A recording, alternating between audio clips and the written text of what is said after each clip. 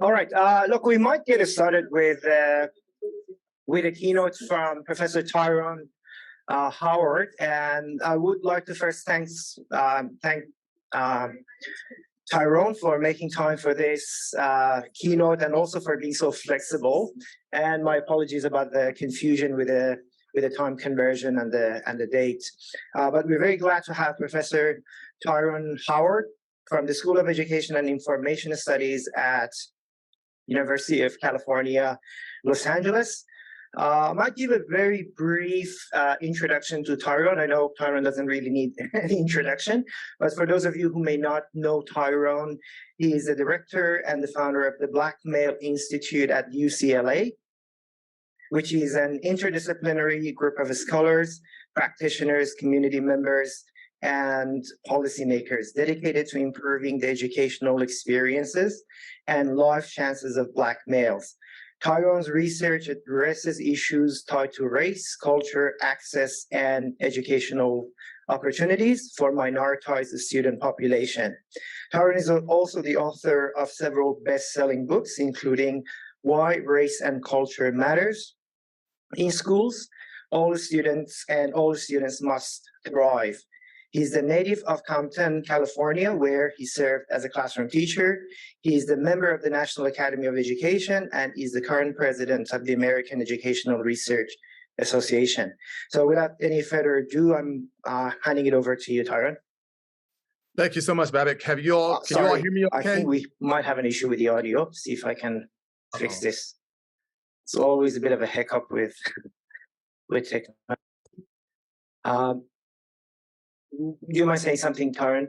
Just checking. Can you hear me now? Can you hear me? Yes. Yes? Yes. Great. Perfect.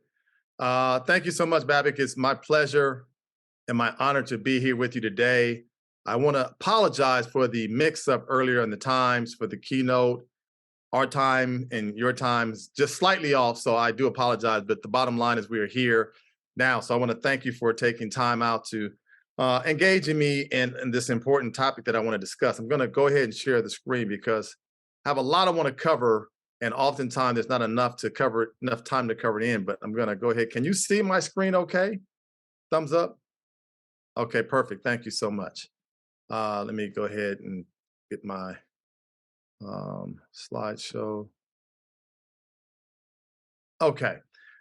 So again, thank you for the opportunity to be a part of your conference today. I want to really thank my dear colleague, Joe Lampert, who is not only a colleague, but a friend, for the opportunity and the invite. Joe, are you there? I can't see you. Can you wave? Are you there somewhere? Is Joe Lampert there? Okay. Good to see you. I hear her, I don't see her, but I thank you for the invitation. So I want to use this opportunity to really kind of talk about the ways in which I think we can think about social justice through an equity frame. And not just talk about it in the theoretical or the abstract, but really thinking about strategies and solutions.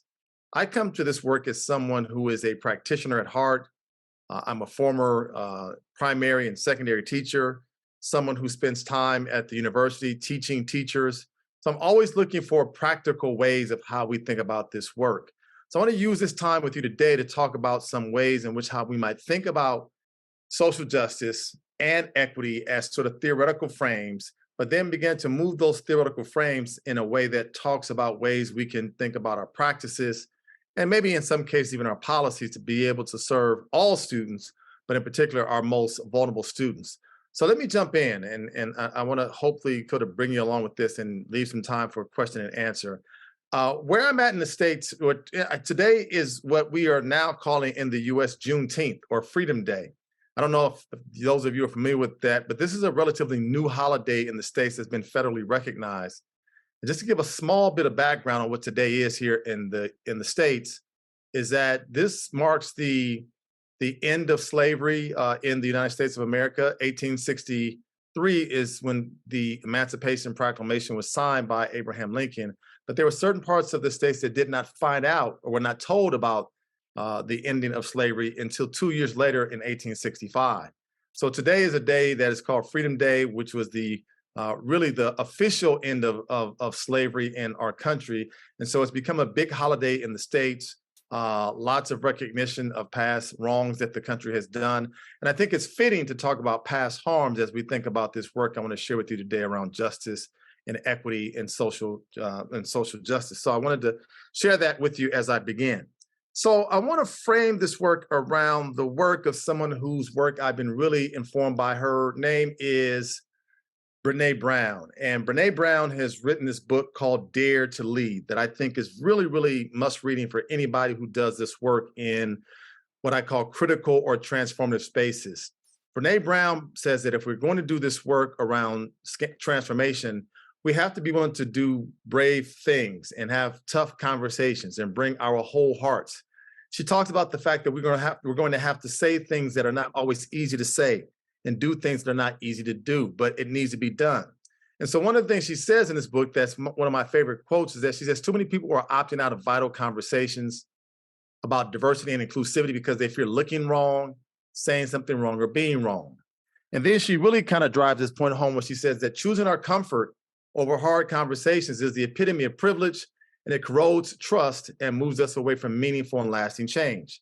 And to me, that is so really appropriate for how I think about this conversation around social justice and around equity and how we think about, moving forward with our work to move it from the ideal of the abstract to more practical ways of doing. We're going to have to be the individuals as academics, as administrators, who have to initiate these conversations, who have to ask the hard questions, who have to push the envelope, because in many of our departments, there are people who don't want to have these conversations. In many of our units, there are people who are afraid of having conversations about inclusion and diversity and equity. In many of our courses, there are folks who don't want to have these discussions. And so I ask us, as we think about this work that I'm going to share with you today, is how can we be prepared to lead in a manner that is courageous, that is brave, and that does not sort of reinforce privilege in terms of who can and who cannot speak about these issues. So Brené Brown's work is really influential and inspirational for me because she talks about the ways in which leadership comes from those who are willing to be different and willing to be courageous. So let me kind of move us into how I think about this framing justice for all students.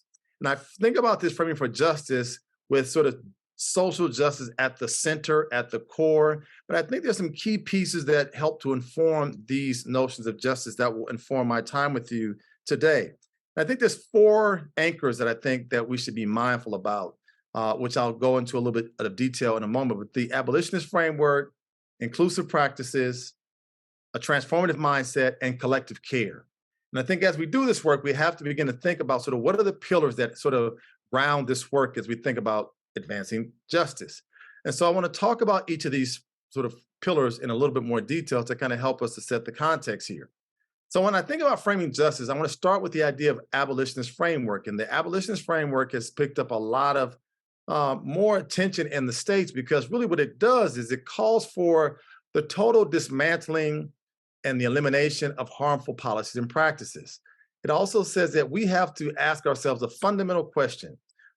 Do we try to reform systems that can't be repaired? Do we try to reform institutions that are not set up to serve all individuals? And there's been a big debate in the States about should we be talking about reform or should we be talking about abolitionists, where we talk about total dismantling of policies, practices, and some have argued for even the total dismantling of structures, of systems as we know it. So I want us to use it as a sort of, again, a way to anchor this work around justice because there's certain policies and practices that can't be reformed because they've done too much harm or are unable to be reformed because they do too much harm. And I'll talk about those in a moment. The second anchor I want us to sort of understand is collective practices. These collective practices are really tied to pedagogies that are rooted in recognizing differences, but differences in a variety of ways.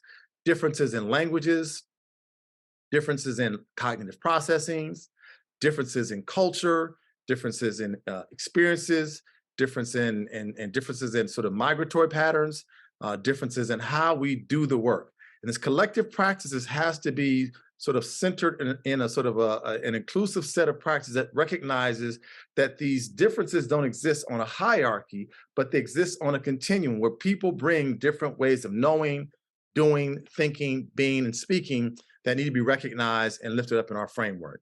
And then this is also sort of really undermined by a transformative mindset. And this is where our work is important, where we have to think about, are we engaging with individuals who have a firm belief in all students, not some students, not most students, but all students' abilities to learn and thrive regardless of their identities and social circumstances. This is where we really struggle in the States, because oftentimes you have people who just don't fundamentally believe that kids who are poor can achieve. There are people who believe that individuals who are immigrants can't reach the same levels of those who are native born. There are individuals who believe that kids who are from particular ethnic and racial backgrounds don't have the wherewithal to succeed. So we've got to think about mindsets as a sort of key part of this framework as well. And then all of these things, the mindsets, the abolitionist framework, and the collective practices are rooted in a collective care, which is basically a sense of compassion, empathy, concern, and love for students that we serve in an authentic and culturally sustaining manner, where we're asking to care in ways that is not pejorative. We're asking to care in ways that is not rooted in pathology. We're asking for care that is not sort of tied to a sense of othering. And it's not just individualized care, but collective care, where our entire structures and systems, policies and practices embody and really sort of embed this idea of care that really sort of emanates throughout what we do. So those are the frames that we use to kind of argue about what justice can look like in a much more transformative kind of framing. Now, to go a little bit further, I want to take you to how we're going to then lift up equity, because equity, I think, gets used oftentimes in an interchangeable fashion with equality. And I oftentimes said we have to make the distinction between equality and equity. I believe that equality says that everyone is at the same level. And so let's give everybody the same thing. Let's give them the same resources. And if everyone has the same resources, then what they do with those resources is completely up to them. Well, we know that globally, we have always dealt with issues of inequality, that rarely do people have the same opportunities, rarely do people have the same sort of types of access, rarely do people have the same sort of privileges. So this is where equity comes into play. And equity says in order to have everyone at the same level, you have to first look at and see if they have what they need to get there. Equity says we have to be rooted in this concept of understanding that everybody starts from a different place, that in most countries across the globe, you see what happens to indigenous populations, where they've been sort of deculturalized, denied access to education, language has been sort of stolen or eradicated. So equity says that we're going to be sort of committed to repairing past harms. Equity says that we're going to be boldly unapologetic about asking ourselves, are we comfortable giving more time, attention, and resources to some compared to others? Now, here in the States, people say, well, that's not fair, because you can't give more to one group compared to another. And to that I say, when we're talking about equity, we're not talking about fairness, because the reality is this: poverty is not fair, but people deal with it every single day. Racism is not fair, yet people deal with that every day. Xenophobia is not fair, yet people deal with that every single day.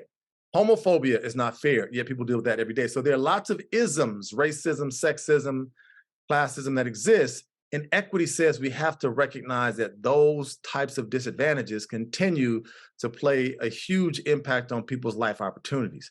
So I want you to hold on to how we thought about social justice, how we're thinking about issues around equity, and then we have to think about why equity is needed in this moment. So what we're seeing here in the States is a lot of controversy around the efforts to really think about diversity and equity and inclusion as a core principle, as a core value to who we are in the States. And it's become quite contentious in lots of the US. We've seen the banning of books, where certain books that deal with issues around gender identity or sexual orientation are no longer allowed in certain schools. We've also seen the kind of banning of books that talk about issues around racial discrimination and issues tied to racial disadvantage have been taken out of schools, because there are people who are of the dominant paradigm in our country who don't want to sort of deal with the fact that these issues have been a part of our framework as a country for a very long time. And these are folks who are going to ultimately go to teach in schools, and schools have been one of the places of contestation for a long time, where parents are angry showing up saying, you're censoring the stories of marginalized populations. Others are saying, we don't want this kind of history to be taught to our children. So it's creating quite a bit of tension. And this is where I think justice comes into play, because justice would say that we don't censor, justice would say that we don't silence, justice would say that we tell the stories and we uplift the perspective of those who have historically been on the margins. We talk about the experiences of those who are the indigenous populations of our countries and what happened to their language and their culture and how it was decimated.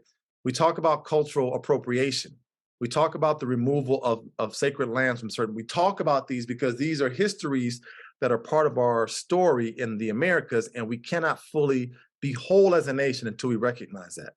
So as we think about that, to reimagine equity, I like to sort of think about this in my own work through three key pillars around justice, which I've talked about, and I'll lift up more, the ideal of repairing harm, which I think schools and education systems can be a part of, and a real authentic way of how we think about inclusion. So again, I'm adding more pillars. The more pillars we can put up, hopefully the foundation we have that reinforces our practices can be really stronger. So I want to talk about these in ways that I think play out in terms of what we see in real time. So again, let me talk about how I'm thinking about justice. I told you about those pillars tied to collective care and restorative practices, but it's rooted in the idea of doing what is just and what is right. Justice is sort of rooted in the notion that there's a moral righteousness that is afforded to all people, that we have a history of harm, discrimination, prejudice that we know people have suffered with for centuries in our respective countries. And so justice is therefore anchored in the context of recognizing each person's humanity and providing the basic necessities that allows each person, each family, each community to be seen, to be heard, to be valued, and be recognized. I don't think that's a radical concept. I don't think that's a radical idea. I think that is a just idea. That should be our goal. Education should be a catalyst for that. But education can't do it alone. Education should also be following the lead of the larger society that attempts to reach these ideal goals of justice. The challenge we have is when the governmental structures don't align with those principles of justice and schools try to do something different. This chasm that occurs or this conflict that occurs makes it difficult for educators. And our goal, our job is how do we prepare educators, how do we prepare teachers and leaders to think about the fact that to do the work of justice means that you are constantly fighting an uphill battle. You're constantly fighting a struggle sort of fraught with resistance, and you're constantly being sort of otherized as you attempt to do this work. So what are some ways in which we think about here in the States of what justice can look like in our schools? And I ask my school leaders, I ask superintendents who are the individuals who oversee schools, I ask classroom teachers, how do you think justice plays out in schools? And what are the questions we should be asking? What should our research be informing? I ask my practitioners to think about the fact that, am I being just to all of my students? And how do I know if I'm being just? I talk to my students. Do I love the students that I teach? Are the policies that are in place just to all families? Do my students feel like this is a just and fair learning environment? And if any of those questions, the answer is a no, then what modifications am I willing to make in my school, classroom, or district for students to feel like justice is embedded in all that we do? Now, I raise this because part of the issue here is we should be constantly in a reflective process. I tell my future leaders and teachers that we as educators who are in the academy have to be sort of mindful of our own blind spots, to ask ourselves, are we preparing future teachers and leaders in such a way, in such a manner that asks them to ask fundamental questions to those that we serve, students, families, and communities that historically have not been heard, who historically have not been seen and given the right to talk about what they think school can look like, should look like in the context of this current moment. So as we think about these probing questions, I ask you to think about ways in which we can think about how we can prepare, how we can repair harm.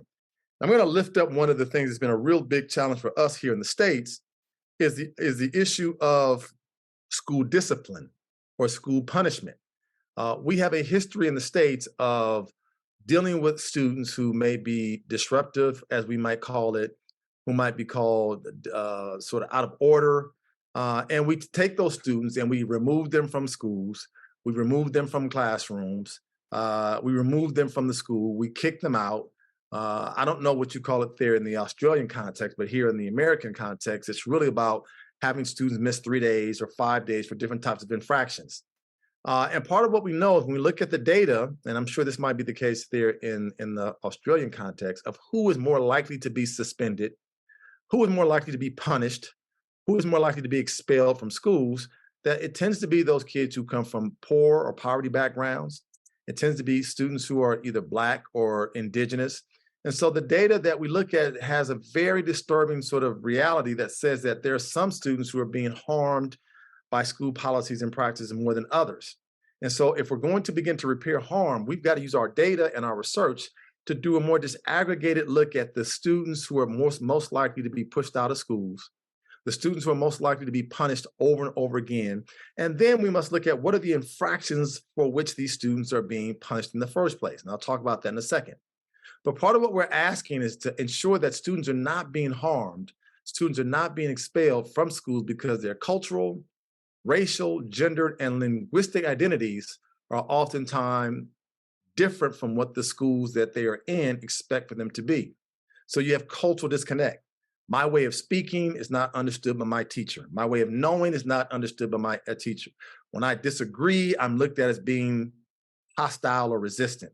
When I ask questions that don't align with the ways in which teachers might want questions to be asked, I'm seen as a problem. So I'm asking us to use our research, use our data to ask these hard questions about who are the students who are most marginalized, who are the students who are most damaged by school practices and policies, and do a gendered and racialized language analysis to see who are the groups that are being targeted over and over again. And you probably know the indigenous context there says that those students are constantly on the outside looking in. So part of what we are doing is looking at data across these different states. And what we're also finding is that there's a racial element. We just call it, very flatly, racism, what we call the subjectivity of school discipline. So what am I talking about here? What we would find is that many educators would say, well, look, Dr. Howard, you are making this an issue that's not there. If students bring drugs to school, if students fight, if students bring weapons to school, they have to be suspended. Well, what we found is that that was not the primary reason why students were being suspended. And here you see on this screen here, some of the primary reasons why students were being kicked out or removed from school. While drugs, weapons, and fighting are part of that, what we found is that overwhelmingly most of the reasons for the suspensions and the expulsions and the removal of students from school were really around disrespect, defiance, and insubordination. Now, I raise those because I think what we are learning now as we do this data is that these are very, very much subjective categories. If you ask 10 different educators how they define respect, you're going to get 10 different answers. If you ask 15 different school heads or school principals what they define as defiance, they're going to give you probably different answers. And if you ask, again, 20 different leaders how they define insubordination, you're going to get different kind of responses from them as well. So we raised this because of the fact that there were some students who seem to be targeted or harmed more by the policies than others. And this is where our data has got to be able to help schools realize that you don't realize that you've got a population that may only be 5 or 10% of the population, but they make up 50% of the students who are being removed or being suspended and expelled. That is a problem. That's what we look at as disproportionality. So I ask you to look at if you have any kind of policies that are centered around school discipline, who's being disciplined more than others? Is the discipline fair and objective? Do we do more harm than good when students are removed from schools? And do we need to rethink our policies? I mean, if you look at here in the States, we have, we will remove students for dress code violations. In one state, if students miss 10 days in a row, they are therefore suspended an additional 3 days, which to me is kind of nonsensical. Why take students who've already missed school and have them miss additional days of school? So our research, our data has to help inform schools how to be better. So what we're asking to do in light of the realities, if we're going to be more focused on advancing social justice, we're going to be focused on equity, and we're going to do this work that is tied to the repairing of harm, we are talking about how restorative practices can be a part of what we do. And so what we're doing is helping schools to think about ways in which they can help to avoid the excessive punishment and discipline of certain students. And we asked them to do that through the building of healthy relationships between educators and students, because we found that alone, when there are healthy relationships between students, families, communities, and educators, the likelihood of those students being expelled from school goes down dramatically. And then we take a more proactive approach where we can reduce and prevent and improve any types of harmful behavior. And when we do have certain types of behavior that might be harmful, we repair harm, we attempt to restore through positive relationships. We try to resolve conflict where we hold individuals and groups accountable, right? And then we address and discuss the needs of the school community so students understand how they may have done harm to a community, how they may have done harm to a particular context, yet we bring them into the process. We don't push them out to the process. And as you all know, we borrow these notions of, we borrow these ideas of restorative practices from some of the work that comes from your part of the world in the New Zealand context and some of the indigenous practices around restorative practices. This is gaining steam here in the States, but I think we still have to do a better job of helping those practices of how we define them in theory to be more concrete on the ground in practice. So we're talking about restorative practices as a way of repairing harm, restorative practices as a way of moving away from excessive discipline, punishment, and expulsions, which we see in the States quite often. And we see boys are more likely than girls to be expelled and suspended. So we're trying to continue to give schools tools, strategies, and frameworks that they can use in lieu of that. So now, I also talked about inclusion, and I want to talk about that. So what equity and justice is and is not is important as well. And this is the work that we have to help schools to begin to sort of wrap their head around. So I want to talk you through what some examples of equity and justice is and what it looks like in schools, but also talk about what it is not. Because sometimes I think school systems think that they're doing equity work or think that they're doing justice work, but we find that they're not doing it. And not only are they not doing it, but in some ways they're doing more harm in the name of justice, in the name of equity. So let me kind of walk through some things. And so one of the things that we're seeing that's a real big issue in the States right now is that what equity and justice is about is getting real about mental health. Historically, we have not really done a good job in the States of talking about mental health. We have learned that since the pandemic of COVID-19, students who face different types of mental health issues has increased exponentially. We now have millions of students who are struggling with depression, millions of students who are struggling with anxiety, bipolar disorders, and even suicidal ideation, which I'll talk about in a minute. So if we're going to be frank about justice and equity, it means we cannot avoid those topics that have historically been difficult to address. And in the United States context, mental health issues are issues that we typically did not address because by and large, we're not taught how to talk about mental health. We don't know what to say about mental health. We're uncertain about how to respond to mental health.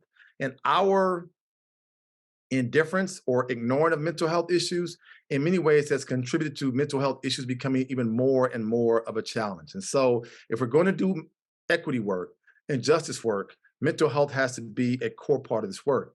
I raise this because what we also use here in the States is a framework that is called the adverse childhood experiences.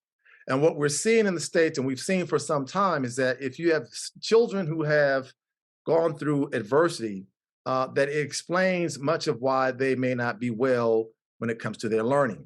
And so as we think about preparation of teachers and the preparation of leaders, they must be mindful of the ways that different types of abuse can contribute to a host of mental health issues for young people. How issues tied to emotional and physical neglect is unfortunately far too rampant here in the States. And so that leads to young people not being prepared to learn. We are seeing an increase in the number of parents who have their own mental illness. And if they have their own mental illness, they're not able to adequately support and serve their own children. We have seen since the pandemic that the number of adults and young people who are dependent on substances has increased significantly. And you look at these we see parental separation and divorce. Divorces have gone up in the States over the past 3 years. And when those divorce rates go up, children are oftentimes part of that reality. And even parental domestic violence has also increased. So what we oftentimes say is that if you've got a student who has one of these issues happening, that child is at a greater risk for having difficulties emotionally, mentally, and even academically in schools.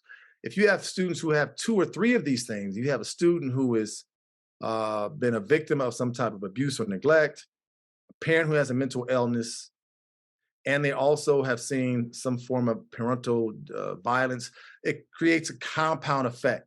So that's why equity and justice has to be about looking at these issues, trying to understand that when students come to schools and they're not ready to learn, and they're not able to learn, that there are root causes that we have to understand. And recently we've gotten data that has shown us that since the pandemic, we have seen suicide rates or death by suicide has gone up among young people exponentially. We've seen about a 40% increase in the number of young people who have died by suicide since the pandemic. And those four groups are really interesting because it says something about how our equity focus needs to be addressed. A study by the Center for Disease Control showed the four groups of young people that have had the highest rates of death by suicide have been boys ages 10 to 24. I think there's a real need for us to have a conversation about boys. I think it's not just in the US, I think this is global. I think we continue to see the effects of what I refer to as toxic masculinity, where we don't teach boys how to feel. We don't let boys cry. We don't let boys emote. We don't let boys talk about sort of when they're in pain. And as we continue to socialize boys in a very narrow and I think dangerous way, more boys are struggling with lots of mental health issues, emotional disorders, and this may explain why we've seen this dramatic increase in the number of young boys who are dying by suicide between the ages of 10 and 24. We've also seen our LGBTQ plus youth, our lesbian, gay, bisexual, transgender, and queer population. Here in the States, we still have a very long way to go when it comes to supporting the needs of our gay and lesbian and transgender young people, because our schools are still rampant with homophobia, transphobia in ways that schools don't know how to best support those young people. And we've seen an uptick in the number of deaths by suicide among those in this category. And then our Black and what we call our Latinx students, who are amongst our most disenfranchised students. And I think there's also something to be said, and I'm sure you see it in the Australian context, that for certain cultural groups, certain social groups, having conversations about mental health is just very much a cultural taboo. You don't acknowledge it. You don't talk about it. It's seen as a sign of weakness. It's seen as something we don't think exists. And I have been trying to help our programs realize that the less we talk about these issues, the more we allow them to impact countless numbers of young people in very harmful and destructive ways. So what do? We start to talk about mental health is what we're doing. We're doing more work now where we're talking about, what are the do's and don'ts of mental health so we can learn more about mental health. We're advocating for more mental health resources in our schools. We are asking for more therapists. We're asking for more psychologists. We're asking for more social health, social workers. Schools are not equipped to deal with young people who have very, very extreme mental health challenges. So we're having to make sure that schools, especially those that have that are in high poverty areas, they just don't have the resources. Educators aren't prepared to deal with that, and it kind of creates a very stressful situation. And we're trying to help to destigmatize mental health, to say to students that it's okay to not be okay. It's okay to say, I need help. It's okay to say, I'm really depressed and I'm really sad. The more we can begin to sort of talk about it, the more we think we can move to a better place to help to normalize the fact that if you need help, it's not a bad thing or something to be embarrassed or ashamed about. But we also have to make mental health culturally responsive, meaning that we need to be mindful of the various histories of certain groups where, quote unquote, help has not oftentimes been help. Help has been culturally destructive in some ways.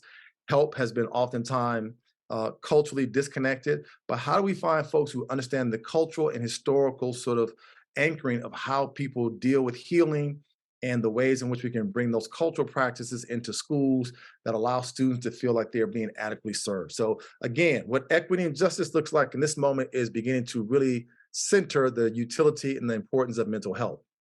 What equity and justice is not is something that I have written about extensively. It's about sort of moving away from what I call a colorblind approach.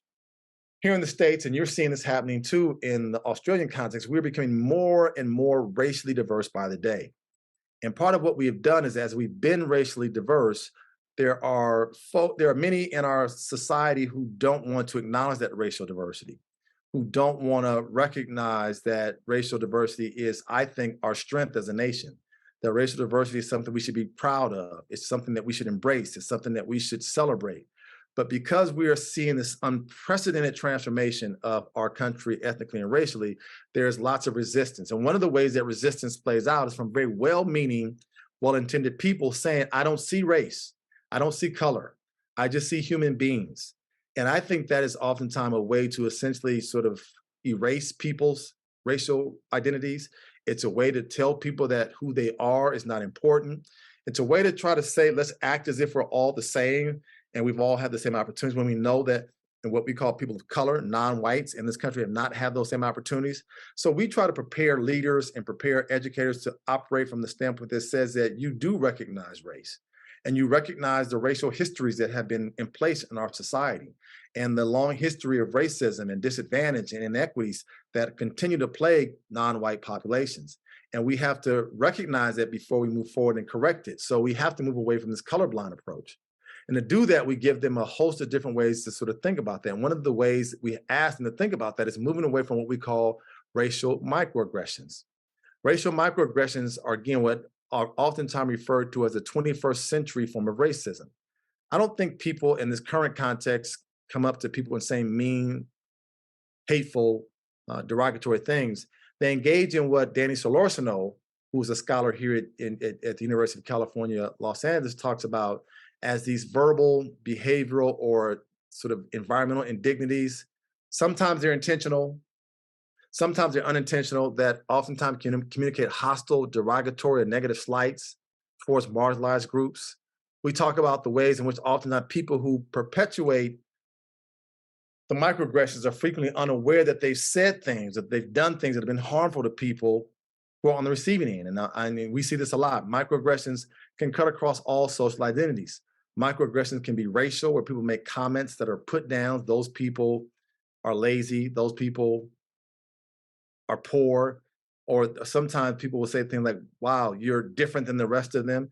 Microaggressions can also be gendered.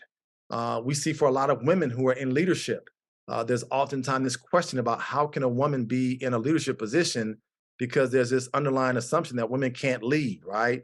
And people will say things like, wow, you show up at a school and you see that there's a woman in charge. Can I speak to your boss? Because I need to speak to someone higher than you. Well, the woman will say, I am the boss. So again, these microaggressions that are these slights, these indignant sort of comments.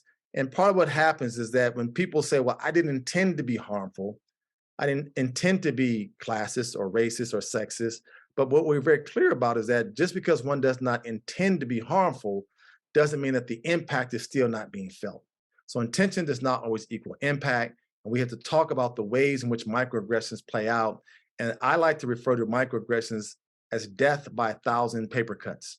Some of you in that room right there have had constant microaggressions directed at you. Raise your hand if you've ever been on the receiving end of microaggressions.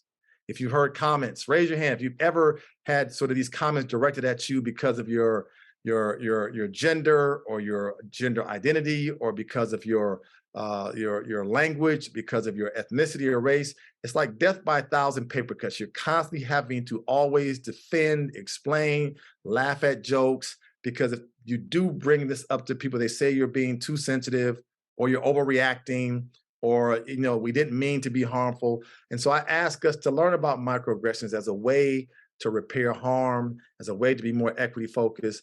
A wonderful resource on this work is done by Danny Solorzano and Lindsay Perez-Huber. This little book right here, Racial Microaggressions, is one of my favorites that we have all of our leaders read, because it really begins to help them to understand the ways that racial microaggressions can take a toll on people physically, emotionally, psychologically, that we don't oftentimes understand, because you're constantly battling, fighting for your own humanity. So as a way to heal, as a way to move forward, you have to understand the ways in which you can begin to move past racial microaggressions and engage in what they refer to as microaffirmations. And microaffirmations do just the opposite. They begin to direct small acts of kindness and good comments that tells people that they are seen, heard, and valued. And that's an important way to begin to undo the work and the harm of racial microaggressions. So let me continue on, because I know my time is getting short. I got about 10, 15 minutes. I want to see if we have time for Q&A. We talk about ways in which microaggressions play out. There's a wonderful piece in the work of microaggressions by Solorzano and Perez-Huber that talks about teachers, please learn our names.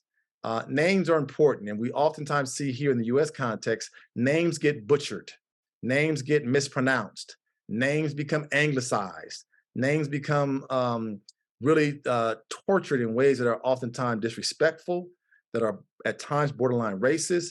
And sometimes the mispronunciation of names is where we begin to anglicize names because they don't sort of fit within our own cultural framework. And so we want those names of our students and families to be convenient for us, comfortable for us, but yet we don't recognize that that still can do harm to families. Names have histories, have identities, and have cultural ties.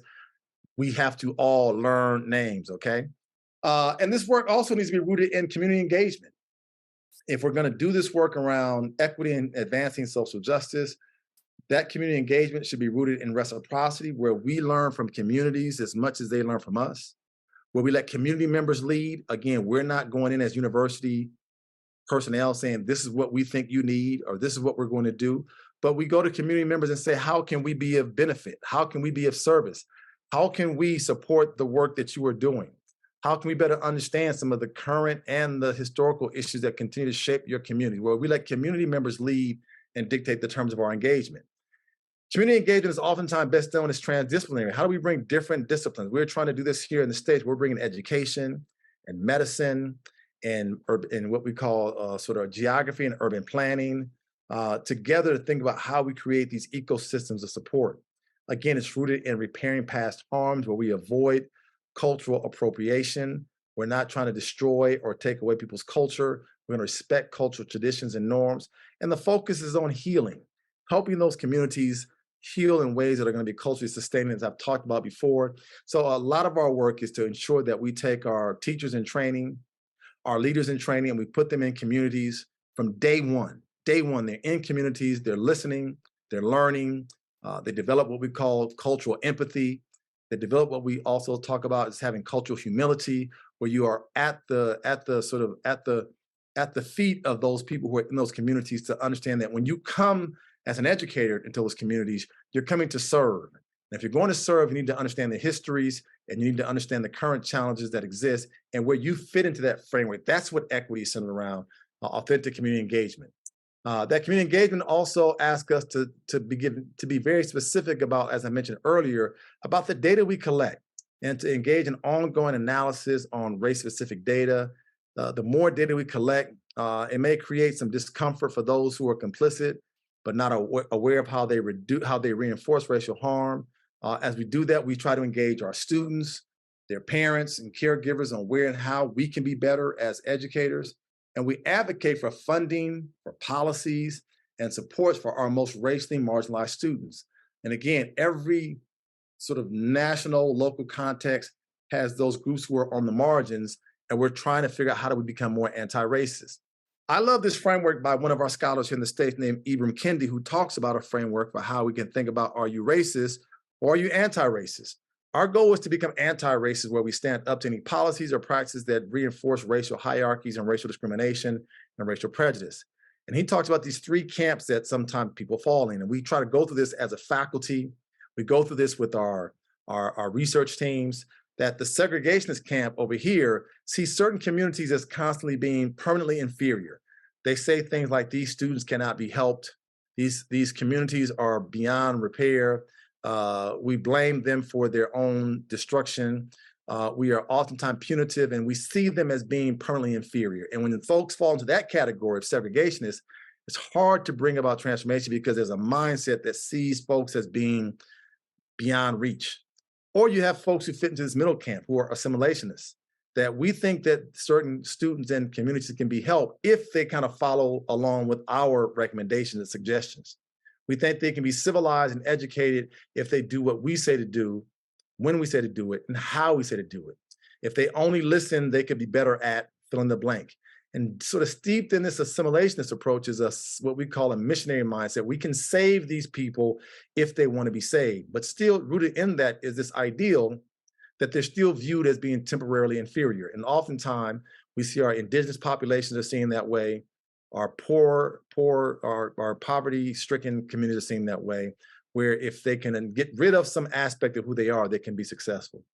Well, what we ultimately want to become is, well, anti-racist, where we see these people are people, and they deserve to be seen through a humanistic lens. Our job is not to civilize them; they're already civilized. They already have inherent value. Our goal is to focus on reducing inequities and creating equal opportunities, to see the brilliance and promise that they have, and to never ever see them as inferior. So our goal is to move to this place where we have an anti-racist abolitionist stand that says that people deserve the right to be self-actualized, people deserve the right to be able to be culturally intact, and people deserve the right to be taught in ways that do not ask them to sacrifice or to give up their cultural ways of knowing or their language or their practices and customs as they attempt to become better. The challenge that we have in the context of the United States is that we oftentimes have people who are teaching in communities that they're very unfamiliar with. They're teaching in communities that they don't understand the cultural sort of context. And you almost have like a cultural collage is what we call it. People who will say they mean well, but can do damage to young people and their families because they just don't understand the cultural context. So what equity and justice is not is where we talk about not focusing on blaming students, families in certain communities. This becomes all too common. If these families only did this, the students only worked harder. We don't talk about the history of segregation. We don't talk about the history of racism and discrimination. We don't talk about sort of the displacement of people off their native lands. And so we can't blame people without understanding the historical context in which our current realities oftentimes manifest. So that's what equity and justice is not, where we talk about the blame of families for their conditions and their circumstances.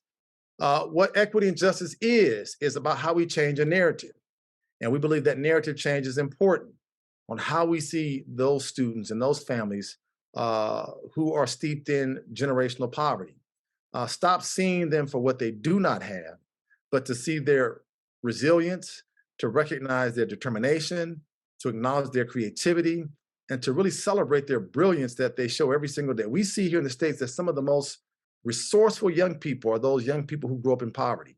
Some of the most sort of deeply determined people are those who are trying to sort of come out of their circumstances. So we have to shift our narrative and our mindset to not talk about what students can't do, but to talk about what they are doing every single day to be the best they can be.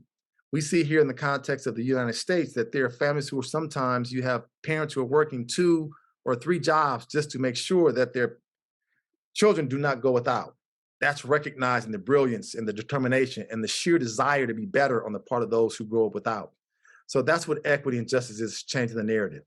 We also say we have to do a better job of listening to student voices. Students are oftentimes trying to tell us about what they experience in schools, what they need in schools, what they want in schools, how schools can be better places. The question is, do we have the courage to sit back and to listen to students so that they can lift up how education can be better, how it can serve them? And I think the more we can begin to listen to students, the better off we can be. And I maintain as we do this work, it's imperative and it's important that we acknowledge everyone in the village who makes a difference. So what am I talking about? I think equity and justice is rooted in this idea that the village is vital, meaning everybody who's in a school context can make a difference. I have a colleague in the States here, Kimberly Scott, who studied the role that custodians or janitors made in forming relationships with students, where some students felt more comfortable with the custodians because they felt like they truly recognized and honored their humanity more so than educators did. We've also seen some research here in the States that some of our students connect with front office personnel, or they connect with the cafeteria workers. Every adult who's in our educational ecosystem has the ability to make an impact on young people's lives. It's our goal to make sure that we recognize that everyone in this village can make a role, can make a difference, can have an impact. And so what we're continuing to do as we lift up justice and lift up equity is to say, who are those individuals? Because oftentimes in schools, most of the adult diversity does not come from our educators. It comes from what we call our paraprofessionals, our instructional aides. We see a lot of diversity with those folks who keep our grounds clean, who serve the food to students. Those are oftentimes what we call cultural brokers, the individuals who speak the same language as some of our students, who are connected to the families of some of our students, who live in the same neighborhoods as some of our students. And therefore, they can offer us a lot in terms of that cultural bridge that oftentimes exists between home and school. So we ask us to recognize and to acknowledge everyone who's in the village and how they make a difference.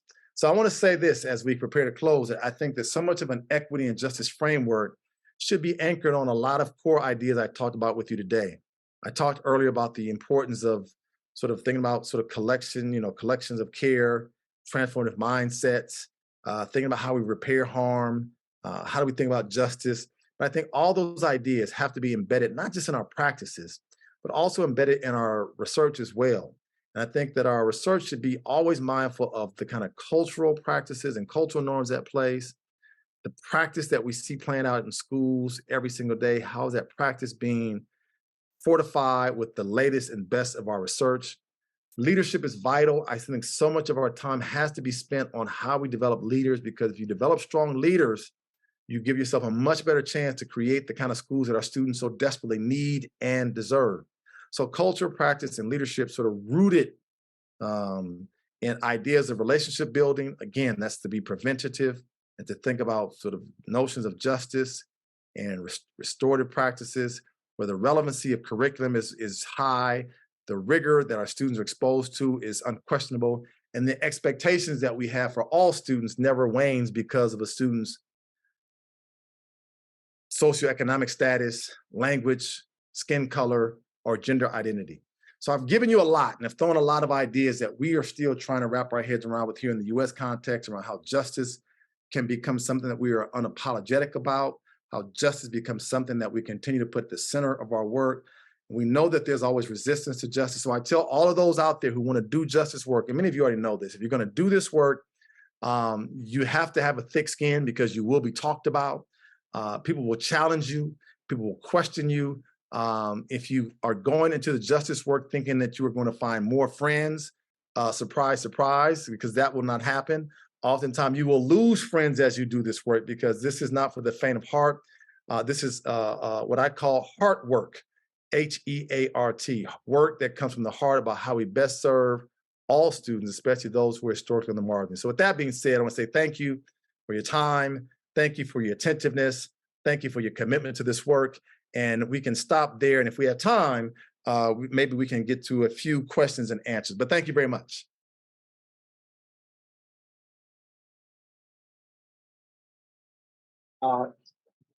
Thanks a lot, Tyrone, for sharing your insights and for this great presentation. I found it fascinating how some of the issues and challenges that you talked about are similar across contexts in Australia as well. And really what you talked about, I think, ties in quite well with some of the conversations that we had earlier today. So I'm not going to take any more time. I'm just going to pass the microphone around if anyone has any comments or any questions. I think we have time for a few comments and questions from the audience. All right. Yeah, it's I think America's a bit further ahead in Australia in truth and reconciliation and looking at race as an area of research. So it's interesting, I'm always looking towards American academics because they're just there. They're right in that area. So I think we still have problems when we call our system racist, even though it's dominant hegemony that's taken control. Yeah. Yeah, thank you for that. And, we have made some progress, but it has not come without a lot of tension, a lot of fighting and struggling. And so for those of us who do this work, we are oftentimes challenged and critiqued. And we have certain states now that are threatening to engage in legislation that will remove tenure away from academics who engage in work that calls out racism. So we're making strides, but there's still a lot of work to be done. And I'm proud to be a part of a group of people who continue to raise these issues in ways that don't always make everyone comfortable, but I think it's just the right thing to do. So I appreciate your comments.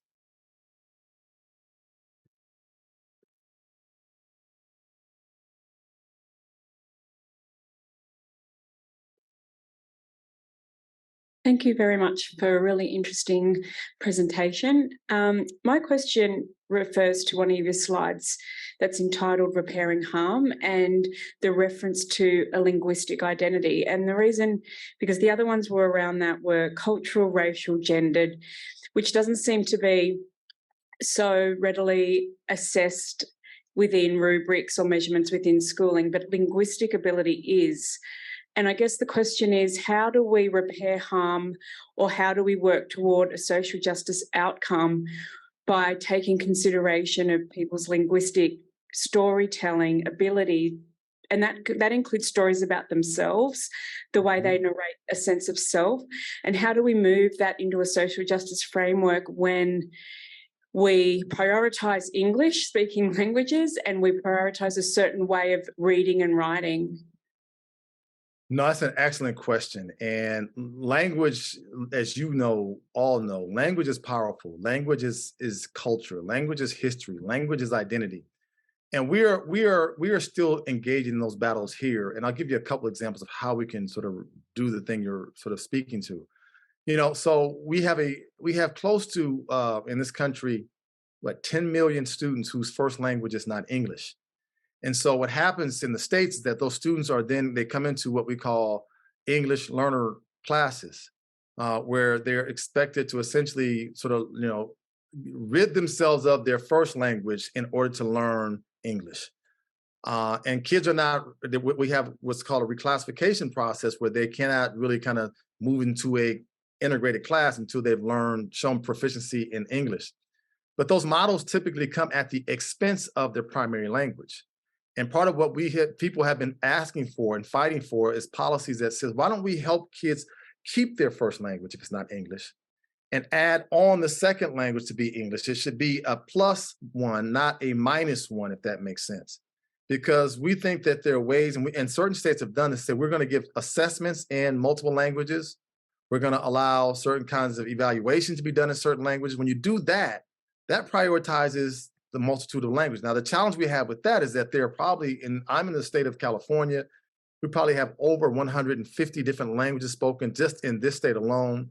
So schools say, well, we can't have tests or assessment in 150 different languages. But my argument is we could take the top 5 to 10 languages that are not English and have those languages all be used as a mechanism of how we assess kids. And how about this for a radical idea? What if we started making it mandatory for students to learn a language other than English when they first started primary grade?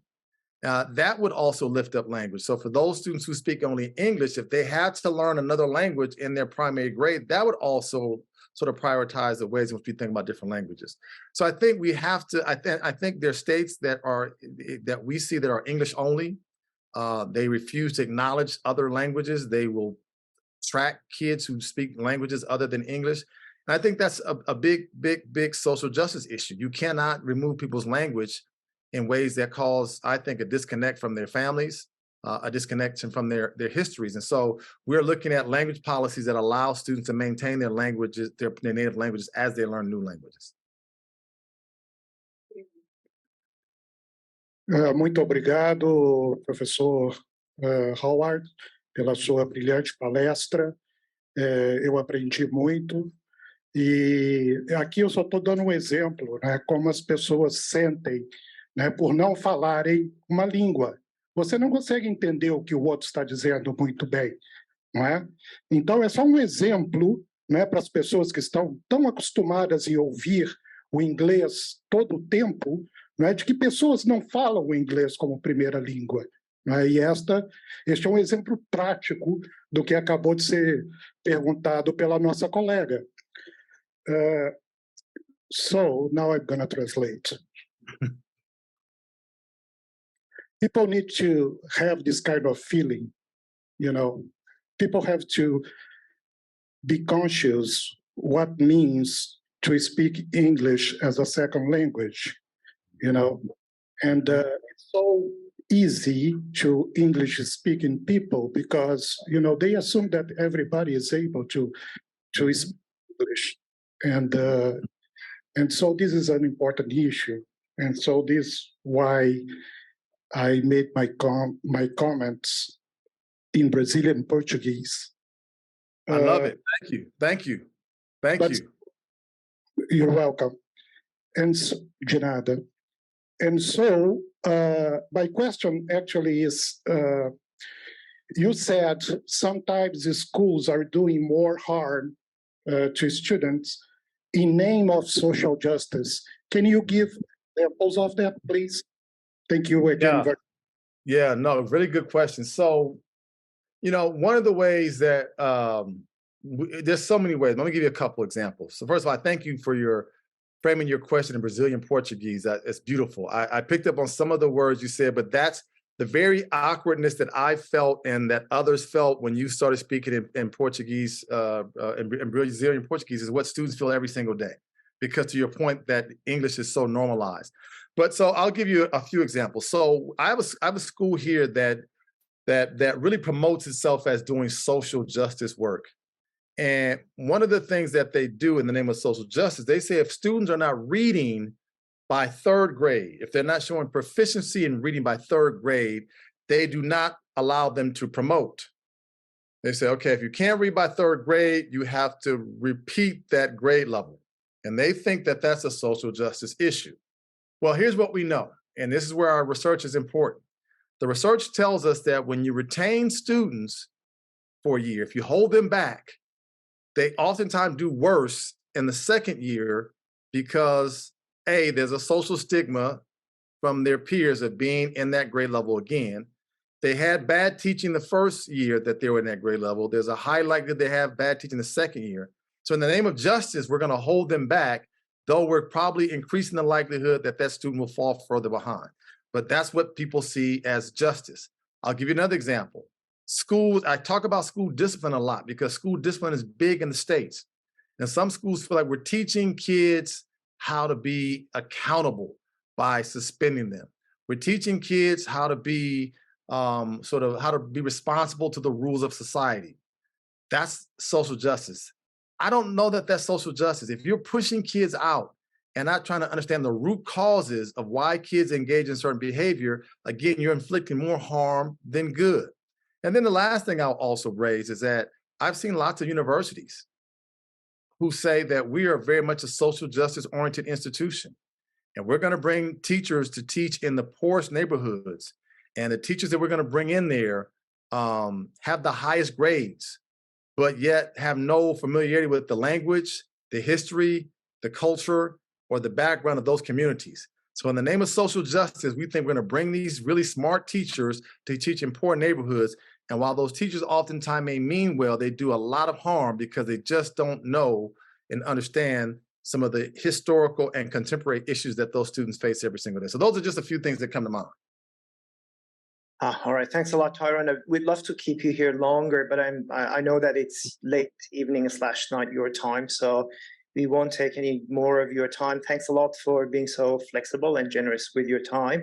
And at the end, I'd like to thank you on behalf of everyone in the room and also on behalf of the Australian Association for Education Research for giving us this keynote. Hope you have a great evening, night. Thank you. Thank you all so much. Have a great conference. You've been great.